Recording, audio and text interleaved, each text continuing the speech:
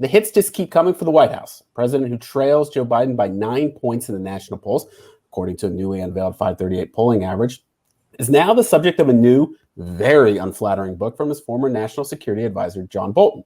Some of the highlights, just in case you missed them, Bolton alleges that Trump encouraged Chinese President Xi to help him win re-election by buying American agricultural products, that the president did in fact link nearly $500 million in aid to Ukraine, to that country announcing an investigation into Joe Biden, and just generally describe the president as a man driven by his self-interest and winning re-election at all costs, no matter the national interest.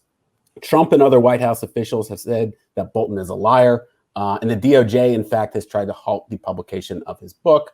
My question for you, though, Francesca, because I think this is a remarkable moment for a former national security advisor 5 months before an election to publish a book like this.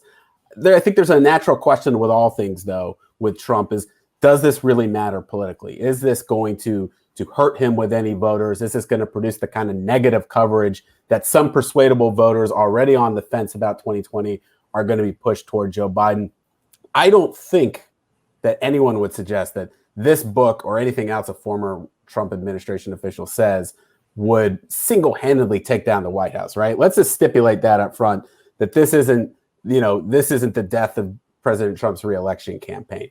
However, do you think that this book, combined, say, with statements from former Defense Secretary James Mattis, who said that Trump was a threat to the Constitution, does this add some real fuel to an already burning fire?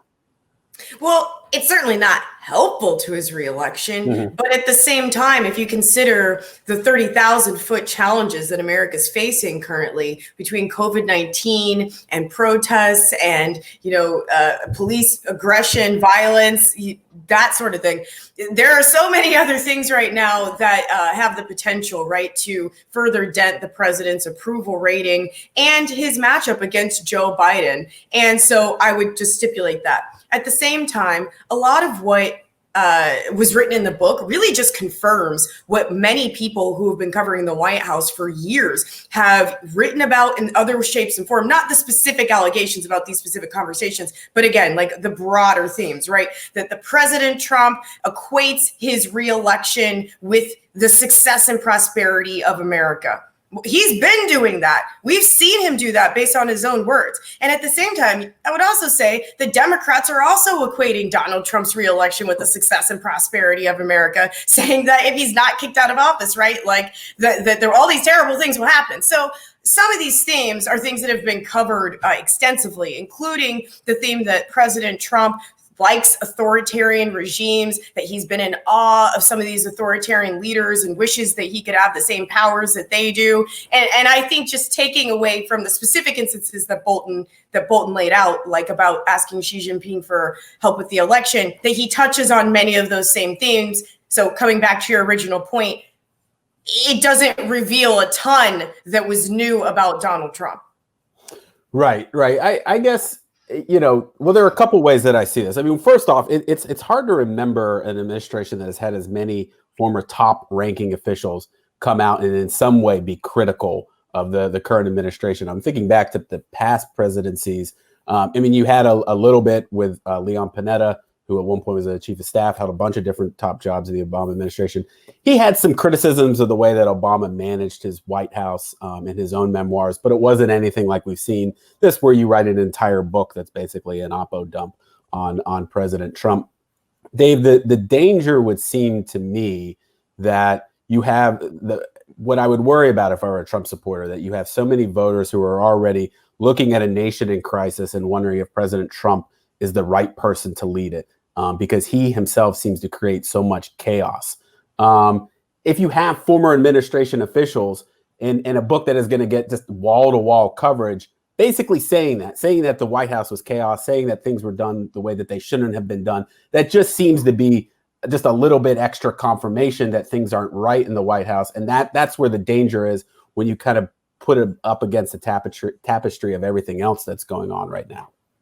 But if you weren't convinced by the impeachment trial that Donald Trump was willing to, compromise the country for his own political gain, then I don't know if one more book, or frankly, 2 more books, or 3 more books before November is going to change your library mind. of books might A not library, be, yeah. there will be a library of books, I'm sure, especially if he loses, then everyone is going to have a book to write in this administration. But he's still at about 41, 42%. That's support across the country. It's a pretty bad place for an incumbent president to be. But I think the events that are more shaping his reelection are the response to the coronavirus, an economy that is now in recession, in depression, however you want to characterize it, and frankly, a nation that is dealing with racial unrest and is getting more sick of the division and is looking for healing every day. Now, Bolton is going to drive news coverage probably through the next week as it rolls out officially on Tuesday. There will be more snippets, more interviews.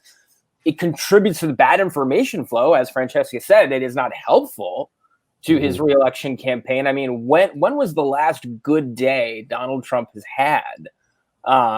Really good day. I mean, I was trying to think about that. But maybe the unemployment numbers, maybe not. Maybe the unemployment numbers. 13.3 to your point, 13.3% unemployment was a good news day for the Exactly. I think that's a fair point.